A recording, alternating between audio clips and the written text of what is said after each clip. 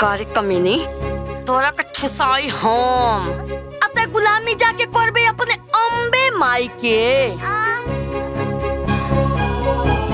चल तो के बताओ तानी हम चलते भूतर। अरे ई जंगल चोर लइकिया हरे के कामे के डर से मंदिर में जाके सुतेली। इला पूरा सूखा लकड़ी बा इही से खाना बना ला। खाना? अरे घर का झाड़ू बहारू बर्तन सर्तन कुछ भइबे नहीं खे कइल अरे उहाँ के भोजन लौकता। अरे अरे आ गइल में ना तोहर नौकरनिया इसे सब फटाफट काम करा ला। अरे इहू के निकलवा दा। चाची अगर हम घर के सारा काम कर दे तो तू हमरा के खाना देबू ना?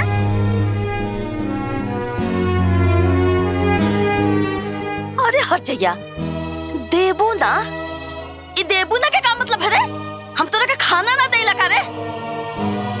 चुपचाप चल अपन काम शुरू कर जो।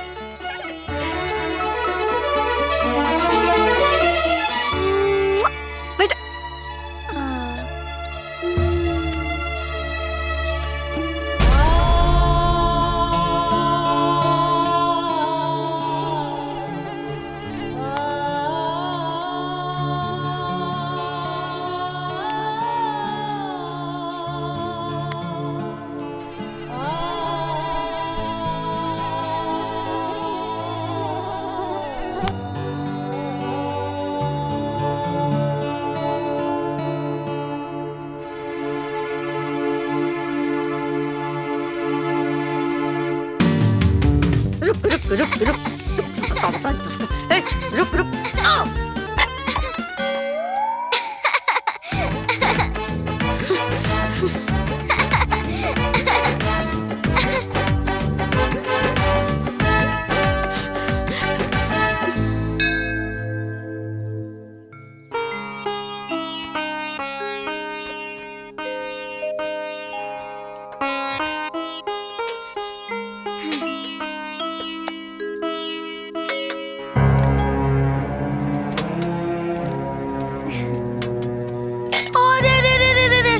हिम्मत कैसे पहले खाना छोला करे? छोड़ छोड़। अरे खाना खाइए छोड़ छोड़। अरे चाची तू है ना कर ले रहलू कि हम जब घर के सारा काम कर दे तो तू हमरा के खाना देबो। ये खाना तोरे खातिर नइखे बनल बुझाइल।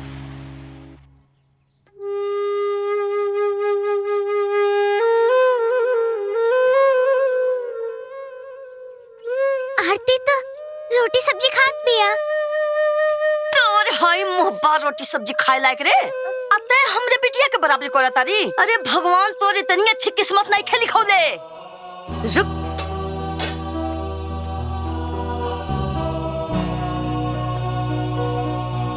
है पकड़ पकड़ पूरा दिन के इहे खाना बा, इहे खाए के बा, समझ में आए? और अगर तई खाना छू देली ना तो तोर हाथ ऐसे गड़गड़ा के तोड़ दे, है ना माई? हाँ हाँ तो तूर ये दे हो हम। चुपचाप निकल जाओ, निकल निकल। खाना चाहिए इनका के।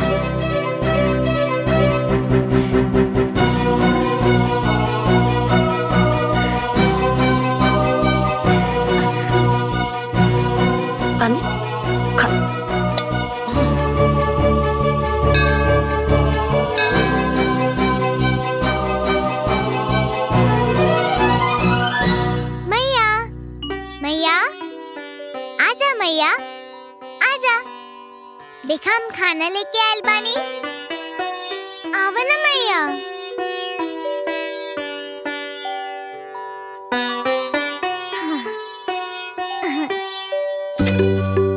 मैया देखा ना, तिल के तेल में गर्मा गर्म पूरी छनल बा। आहा, और चना के स्वादिष्ट सब्जी भी बनल बा। आहा, और तब काजू किशमिश डाल के खीरो बनल बा। आहा, जे आई वो खाए और जे ना आई वो बाद में पछताई। आजा मैया आजा, आवा ना मैया, आवा ना।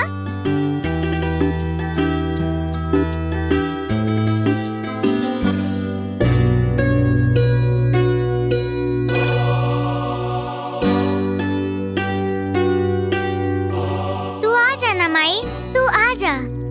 बिटिया मैया, हमके पता रहल कि तू ऐसे ना आईबू, यही से हम झूठ बोलले रहनी।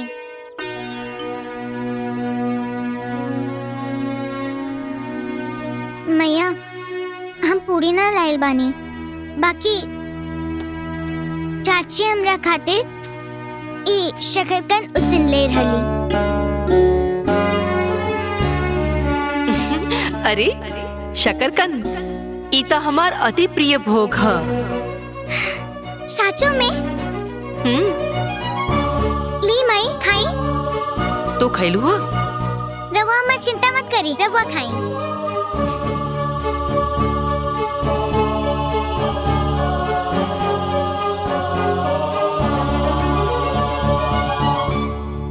अरे बाप रे बाप, ई त बहुत तीखा बा। तीखा बा? तीखा? ना ना, तीखा नहीं के हो सकत।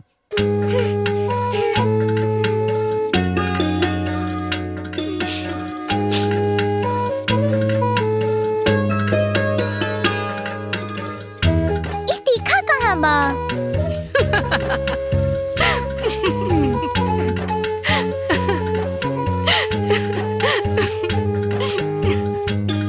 वाह मैया, तू हमरा के खियावे खातिर नाटक करत रहलू ना? जब तू हमरा के मैया बोलेलू त तू भी तो हमार बेटी बाड़ू। चला खा ला।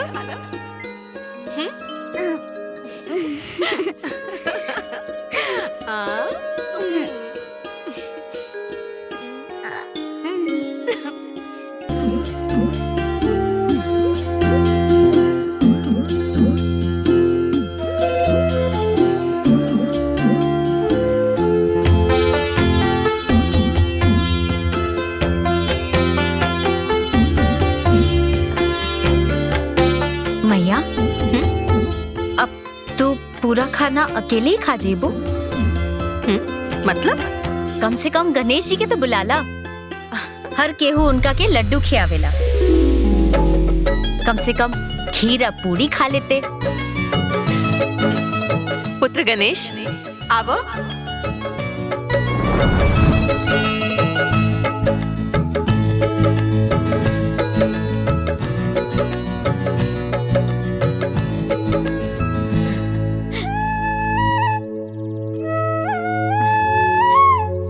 खीर खियावे खातिर बहुत बहुत आभार मैया।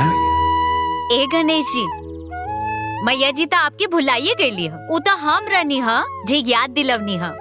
खीर खिया के तू हमरा के तृप्त कर देलू। अरे गणेश जी, आज हम चाची के हाथे से ना बहुत पिटाईनी ह, तब जाके खीर पूरी लेके आईनी ह। मार खा के तोहरा दर्द ना होला? होला ना मैया, बहुत दर्द होला, जहाँ जहाँ मादली है बहुत दुखाता। लेकिन मैया तू जब हमरा के छू देलू ना तो सारा दर्द छू मंतर हो जाला। अच्छा ये बतावा, ऐसन दुष्ट चाची के साथे तू काहे रहलू? वाह मैया, ई देखा तू हमरा के निमन निमन बात सिखावेलू। अरे गणेश जी हमरा के चाची के खिलाफ करत आड़े। ना मैया, हम तो इनका परीक्षा लेत रहनी हाँ। तो हम परीक्षा में पास भईनी की ना? हमार बिटिया कौनो परीक्षा में कभी फेल नहीं के हो सकत पुत्र गणेश। हाँ मैया।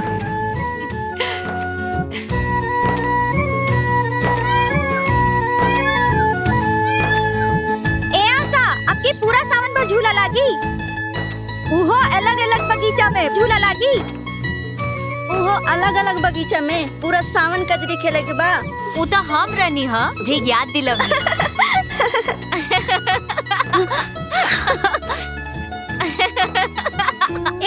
एने देखा ना।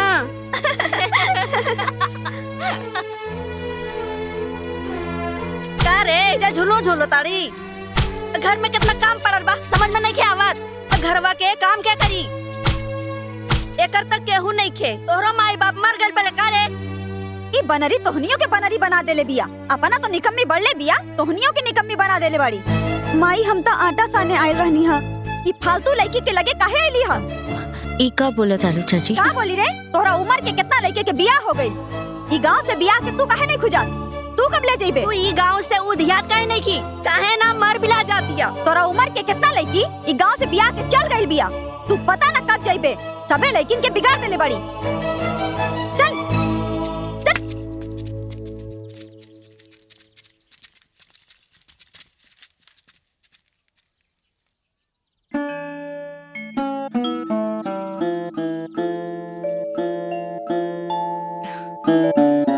रोवला से कोनो लाभ बा?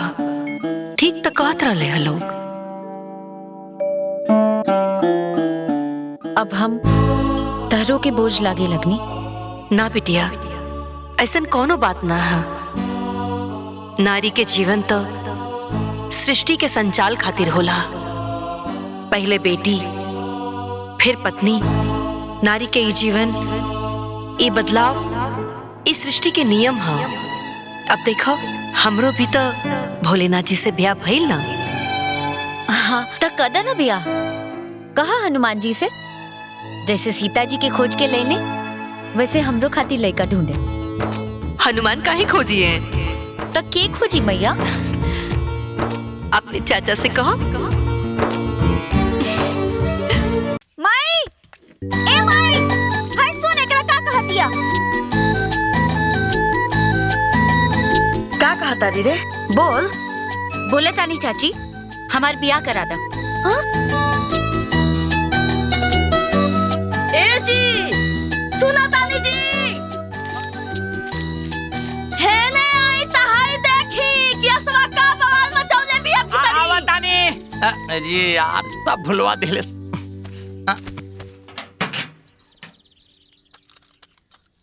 अरे जल्दी आई ना। का भइल? का भइल? वहाँ से पूछा का भइल? ई का कहतिया? अरे ई बेशर्मी कहतिया कि हमार बियाह करा दा।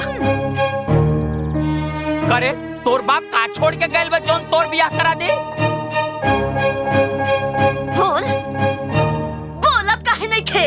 मुंह में तो ही जमा लेले बारू। बोल। बड़ी छछनाइल बारू कि हमार बियाह कर दा।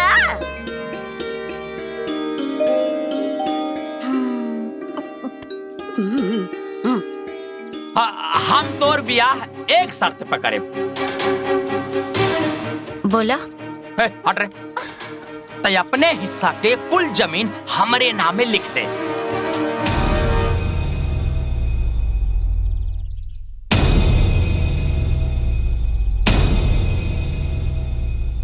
हाँ तो लिख तो जमीन।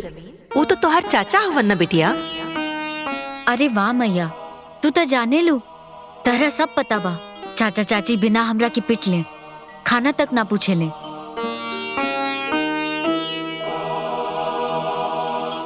आवा।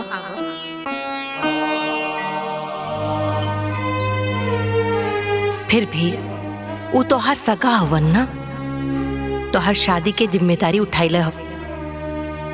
ऊ का कम बा तोहार कन्यादान करिए। ई का कम बा। ठीक बा मैया, पहले गणेश जी और हनुमान जी के बुलाला।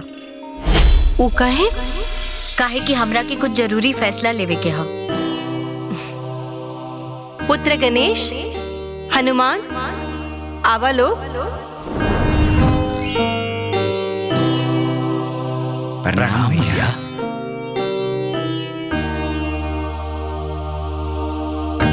आदेश मैया के नहीं खे, पंचायती हा। का चीज का पंचायती है? मैया के कहला पर हम अपन हिस्सा की पूरा जमीन चाचा के नाम करतानी। अगर चाचा हमरा शादी में कौनो भी गड़बड़ी कैले तो ओकर जिम्मेदार मैया हुई है। अरे मैया काहे जिम्मेदार हुई है? काहे की फैसला मैया की बा। अरे बाकी बियाह तो तहार है ना। वो कुछ नहीं के जानत हम, रउआ सब केहू गवाह बानी बस।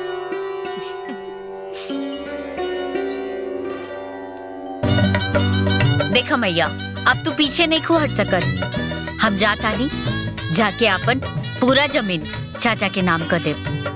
तू शादी की तैयारी करा।